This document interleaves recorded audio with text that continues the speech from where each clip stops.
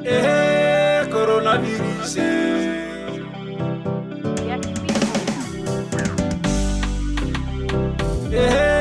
Coronavirus. Isoboma. H14 le bizarre. Coronavirus. Boki Mokili. De plus en plus, des messages circulent notamment sur les réseaux sociaux sur la crise sanitaire liée au Covid-19. Certains sont édifiants, mais d'autres, par contre, relèvent de l'infox sur fond des théories complotistes et conspirationnistes, mettant parfois en avant les saintes écritures. Mais quoi que l'on dise, quoi que l'on fasse, le mal, ce mal absolu est bien là et continue de gagner du terrain. D'où la nécessité de continuer à mettre en œuvre des gestes barrières pour stopper la propagation de cette maladie et sauver des vies. Sauver des vies, une mission dévolue aux hommes d'église. C'est pour cela, Espace Covid reçoit pour vous aujourd'hui un homme d'église. Il s'agit du pasteur Gustave Ambenze, coordonnateur de la communauté chrétienne Armée de Victoire et responsable de la paroisse des Bassanza. Pasteur Gustave, merci de répondre à notre invitation et surtout bienvenue sur ce plateau de Covid. Merci beaucoup. C'est un honneur pour moi de prendre part à cette campagne de lutte contre cet ennemi mondial, redoutable. J'espère pouvoir apporter quelque chose dans ce que j'aurai à dire. Mesdames et messieurs, vous l'avez compris, c'est donc parti pour ce nouveau numéro de votre magazine. Bienvenue à toutes et à tous.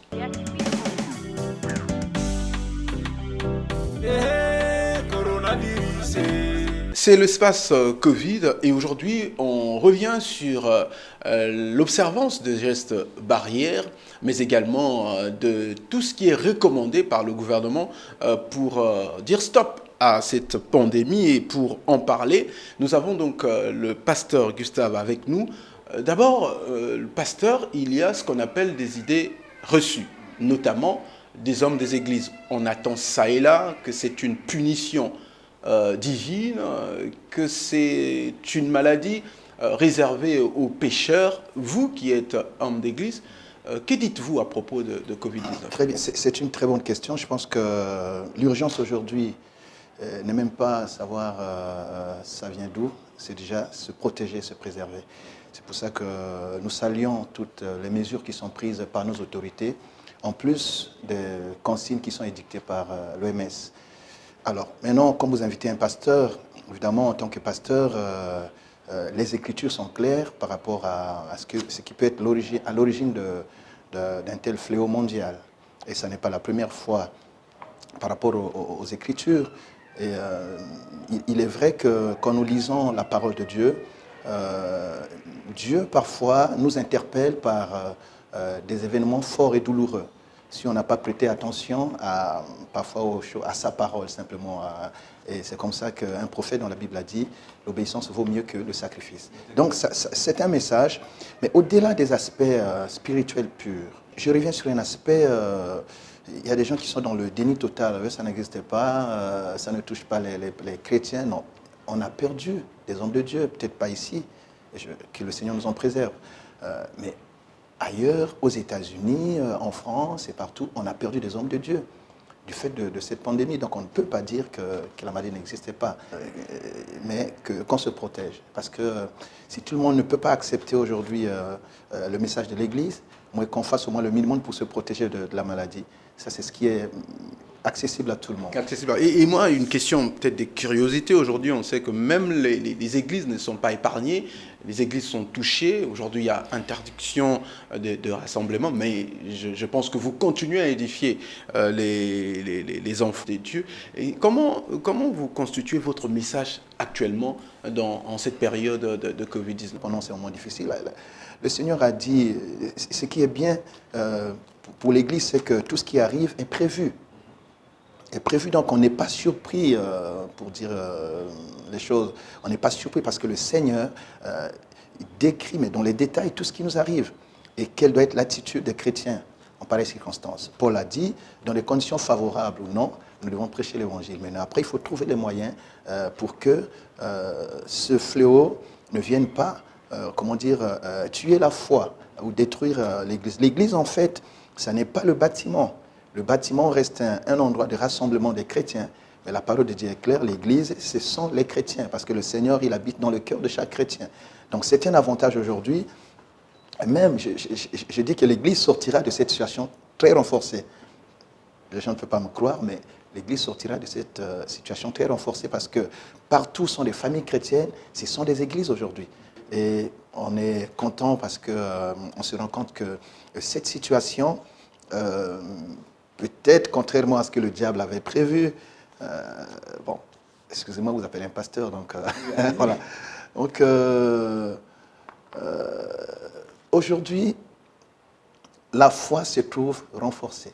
Exactement, vous parlez de la foi renforcée et vous avez parlé des gestes barrières et les gouvernements, tous les gouvernements du monde ont donc invité les populations à respecter, qui s'avère être la seule arme efficace pour se prémunir. Il n'y a pas de traitement contre cette maladie. On parle de lavement des mains, il faut se laver régulièrement les mains, avoir une bavette cache-nez avant de sortir dehors. Aujourd'hui, c'est même recommandé, obligatoire. Et également, ne pas se serrer les mains, rester à distance. Mais il y a aussi certains chrétiens ou certaines personnes qui lisent la Bible en nous disant, par exemple, que la Bible dit « Vous saisirez les serpents et les serpents ne vous feront rien. Donc, je peux ne pas nettoyer les mains. Et quand je prie, je crois à Dieu comme faire, je peux être épargné. » Est-ce que vous soutenez ces Le Seigneur lui-même a dit, tu ne tenteras pas ton Dieu. Pour ceux qui lisent la Bible, c'est une histoire qui est dans Matthieu 4. Et là, le Seigneur, il était en confinement d'ailleurs. Voilà. Il s'est retiré pendant 40 jours, 40 nuits, tout seul, en train de jeûner et prier. Au passage, le confinement, pour nous, c'est même une aubaine. Au-delà des dégâts que ça cause, des dégâts, parce qu'il y a aussi des effets collatéraux. Je reviens à l'histoire du Seigneur. Alors là, le diable, donc le serpent, vient le tenter pour dire, tu as faim, tu peux manger. Si tu es vraiment fils de Dieu, tu peux te jeter, rien ne t'arrivera. Le Seigneur lui a dit, attention, tu ne tenteras pas ton Dieu. Donc ce n'est pas parce que nous sommes des chrétiens qu'on va aller se donner la mort. Le Seigneur nous protège, mais il a créé l'homme suffisamment responsable pour prendre soin de lui. Donc l'homme a la responsabilité de son corps. Dieu est esprit, Dieu a mis en nous son esprit, mais notre quotidien, notre vie dépend aussi de notre responsabilité, des choix que nous faisons, des actes que nous posons. C'est pour cela qu'à la fin, Dieu peut nous demander des comptes. Pourquoi? Parce qu'il nous a créés responsables. Donc nous sommes responsables de nos gestes. Et ce n'est pas sérieux, c'est stupide qu'on dise, voilà, parce qu'on est chrétien, on peut... non, il n'y a aucune écriture qui nous autorise cela. Alors, vous avez parlé de confinement, le Christ d'ailleurs l'a été, mais le confinement est prolongé. Le chef de l'État a encore ajouté 15 jours. Mais en même temps, on voit bien des rassemblements au-delà des 50 personnes. J'aimerais vous dire, monsieur le journaliste, que l'Église a eu une attitude très responsable. Nous n'avons même pas eu le temps. Nous n'avons pas eu le temps. Je veux dire, le gouvernement, ou la situation n'a pas permis au gouvernement de nous laisser la latitude d'informer au cours de nos grands rassemblements, donc les dimanches. Ça a été une décision qui nous a été donnée, imposée en semaine. Vous savez bien que dimanche, c'est le jour où tout le monde est là. Ils ont appelé les responsables de l'église pour dire, voilà, demain, plus rien, il n'y a plus d'église. Enfin, on ferme les lieux de culte. Et après, le message est passé. Mais l'église, contrairement à ce que les gens pouvaient penser, on a eu une attitude responsable. Parce qu'aujourd'hui, il faut accompagner les efforts que déploie le gouvernement pour protéger la population. Vous savez que le Congo se bat, quelqu'un a dit, c'est parce que le président, le Premier ministre, quelqu'un a dit qu'on se battait un peu comme à main nue. Donc avec les petits moyens qu'on a, propres à un pays largement en crise, mais est-ce qu'on peut se comporter, on peut se permettre des comportements irresponsables? Non. Donc l'Église, tout de suite, a compris le message et nous avons dit, OK, on va accompagner le gouvernement, mais c'est pour notre intérêt. C'est pour notre intérêt. Dieu est le Dieu des vivants, c'est ce qu'il dit. Donc si on est mort, on ne pourra plus le prier. Voilà, donc il faut se protéger, il faut être en vie pour prier. Après, dès qu'on perd la vie, il n'y a plus rien. Il n'y a plus rien, sauf attendre qu'on réponde chacun suivant comment on s'est comporté sur la terre. Donc, pour l'Église, il est vrai que la réflexion doit être menée, parce que ce n'est pas une situation qu'il faut laisser comme ça perdurer. Il faudrait qu'on réfléchisse, et au niveau de l'Église, nous sommes en train de réfléchir déjà. Donc, c'est un handicap pour nous, mais je crois qu'il faut se l'imposer. C'est l'imposer. Alors, pasteur, vous êtes là, vous êtes appelé, vous travaillez pour le Seigneur depuis 14 ans, vous me corrigerez si je me trompe. Et dans votre message, dans l'œuvre du Seigneur, vous avez un message clé qui est le relèvement. Alors, qui dit relèvement, on voit bien que ça vient justement après qu'on soit tombé. Et aujourd'hui, on voit clairement que cette situation éprouve beaucoup de gens, des fidèles comme de non-croyants. Rester à la maison, il y a des gens qui n'ont presque pas à manger, il y a des stress, que de rester sans rien faire, de gens qui perdent leur emploi. Ça mène un peu un désespoir, mais je pense qu'il est temps d'apporter aussi un message d'espoir. Vous êtes homme de Dieu, je parlais tout à l'heure de votre message de relèvement. Quel est le message d'espoir que vous pouvez donner aujourd'hui à toute la population congolaise qui nous suit? Je disais tout à l'heure, le Seigneur, notre Dieu, est le Dieu des vivants. Et la Bible dit qu'il y a de l'espoir pour ceux qui vivent. La Bible ajoute qu'il y a de l'espérance pour ton avenir. Quelle que soit la situation qui nous arrive, l'attitude première à avoir, c'est de ne pas avoir peur et de ne pas sombrer. Parce que nous perdons les batailles déjà dans la tête. C'est souvent, je ne sais pas si je suis en train de répondre strictement à votre question, mais j'en profite en fait pour faire passer un message. C'est souvent dans des conditions pareilles. C'est souvent quand on est dos au mur. C'est souvent quand on a l'impression d'être vraiment dépouillé de tous ses moyens, qu'on puise au plus profond de nous-mêmes. Parfois, ce que nous ignorions, parfois un potentiel qu'on n'a jamais sollicité. Et comment est-ce qu'on arrive là? Mais c'est la foi. La foi ici, je ne parle pas simplement de la foi chrétienne, mais la foi en la vie, la foi au changement. Cette situation va passer. Elle va passer. Tenez bon. Ne vous laissez pas écraser. Même les grandes nations sont passées par là et peinent même à se relever aujourd'hui. C'est vrai que c'est une situation générale, mais vous pouvez, spirituellement, si vous êtes chrétien, trouver dans les Écritures la ressource nécessaire pour traverser cette zone de turbulence. C'est une traversée que nous faisons. C'est une traversée qu'il faut réussir. C'est une traversée que tout chef de famille doit aider en tout cas sa troupe, je vais dire comme ça, à réussir. C'est un moment difficile, c'est inédit ce que nous voyons en termes de... C'est vrai que j'ai dit tout à l'heure qu'il y a eu déjà des événements pareils dans l'ancien temps, mais pas de cette envergure, de cette ampleur. C'est inédit. Et derrière, je peux vous assurer que quand Dieu permet une telle situation, après cela, on se relève. Parce qu'on aura de toute façon déjà touché le fond. Ce qui nous restera, c'est remonter. Donc, on va se relever de cette situation. Le Congo va se relever de cette situation. Et dans la dignité, on sortira de cette situation très fort. Et même le pays. Et justement, vous parlez du pays. Je veux quand même relever aussi un certain fait, vous concernant d'ailleurs. On dit de vous très patriotique. Donc, vous avez aussi cette lourde charge de prier pour la nation. Et vous le faites assez régulièrement au cours des différentes conférences que vous organisez sur le relèvement. C'est aussi l'occasion de parler de ce côté. Comment est-ce que nous, on doit se comporter face à notre nation, face à nos gouvernants qui nous demandent de pouvoir appliquer telle mesure. Notamment, on va bientôt passer au test de dépistage à grande échelle. Et en tant que patriote, comment on doit se comporter? Le test de masse sera une très bonne chose aussi, parce que chacun sera au courant de son statut sérologique, c'est ça, hein? Si tu te sais malade, mais tu vas protéger, tu te mets à l'écart, ouais. Tu protèges ta famille, parce que pourquoi est-ce qu'il faut absolument respecter ces consignes, monsieur le journaliste? Vous savez qu'en Europe, et gloire à Dieu parce qu'il nous préserve, et je suis homme de Dieu, on a notre foi, c'est vrai, et nous croyons qu'ici, ça ne fera pas les dégâts que ça fait ailleurs. Ça, c'est notre foi. Mais il reste qu'en Europe, on a vu toute une famille, des familles entières être décimées.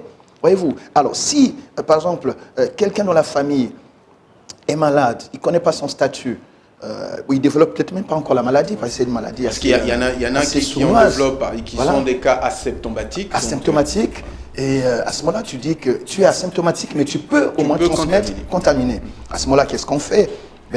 On connaît son statut et on se met à l'écart. Et on se laisse soigner. J'ai suivi quelque chose qui m'a vraiment choqué.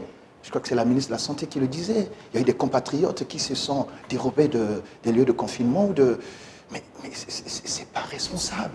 Il y en a même qui ont fait des tests, testés positifs, mais ils sont dans la nature. Ils se sont volatilisés dans la nature. Donc ils distribuent aujourd'hui.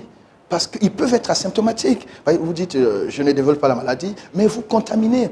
Et la maladie, va se développer suivant la résistance immunitaire de chaque personne. Vous pouvez contaminer à quelqu'un qui soit plus faible que vous. Et toute une famille, je disais, peut être décimée. Donc nous devons avoir les attitudes responsables. Et nous félicitons le gouvernement. On voit, par exemple, les efforts qui ont été faits au niveau de l'éducation nationale. Ils ont presque réinventé. Tout n'est pas parfait, j'entends les critiques et tout. Mais dans notre pays, vous savez, on a toujours cette proportion à aller, à exiger ce qu'on ne peut pas avoir et ne pas reconnaître ce qui est fait. À exiger parfois le paradis sur terre. Oui, le paradis sur terre. Hier, ce n'était pas fait, mais aujourd'hui, on le fait. Aujourd'hui, on voit comment est-ce que les ministres, en tout cas, ils ont... Mais c'est inédit. Donc, il faut féliciter tout ça et féliciter aussi le personnel médical. En tout cas, très chers téléspectateurs, continuez à appliquer les gestes barrières. Nous vous le rappelons et recommandons. C'est important pour sauver nos vies, sauver vos vies et celles des autres. Et le numéro qui sont là, vous pouvez à tout moment les appeler, les 34 pour signaler tout cas suspect dans votre environnement, le 1444 pour signaler tout type de violence basée sur le genre, le 117 pour joindre la police et 118 pour les sapeurs-pompiers. On va terminer cette émission. Je vais donner au pasteur Gustave donc le temps de dire un dernier mot. Merci beaucoup. En tout cas, je ne peux pas terminer mettre fin à mon propos sans tirer un coup de chapeau d'une manière générale aux autorités. Il y a beaucoup de choses qui restent à faire, mais pour ce qui est fait, en tout cas, que Dieu les bénisse. Deuxième chose, l'élan de solidarité qui s'est développé dans la nation, c'est ça notre âme. La force publique qui fait ce qu'elle peut, et en tout cas, que Dieu les bénisse. Et un mot surtout sur le corps médical, le personnel de santé. C'est tragique, monsieur le journaliste, de perdre sa vie en voulant sauver celle des autres. Et nous devons les soutenir. Et cela exige de nous tous une responsabilité. Respecter les mesures barrières qui passent en longueur de journée dans les médias, c'est très important. Et c'est comme une femme qui perd la vie en voulant accoucher. C'est tragique. Voilà, donc que Dieu bénisse en tout cas le personnel de santé. Et nous savons qu'après cela, ils seront fiers. Ils seront fiers de leur vocation. Et que Dieu bénisse encore notre nation. Et merci pour les efforts que vous faites aussi. Et surtout d'inviter les hommes d'église. Nous pensons qu'il est temps que tout le monde, tous les acteurs sociaux passent dans leur façon de communiquer pour évidemment aider le gouvernement à propager, à renforcer plutôt cette campagne contre cet ennemi contre lequel on n'a pas encore de traitement. Il faut le savoir, on n'a pas de traitement. Donc le traitement, ce sont ces gestes de responsabilité, des gestes barrières que chacun peut respecter. Pasteur Gustave, encore une fois de plus, merci. Merci à vous aussi, très chers téléspectateurs. On se donne rendez-vous à la prochaine occasion. D'ici là, protégez-vous et protégez les autres. Coronavirus.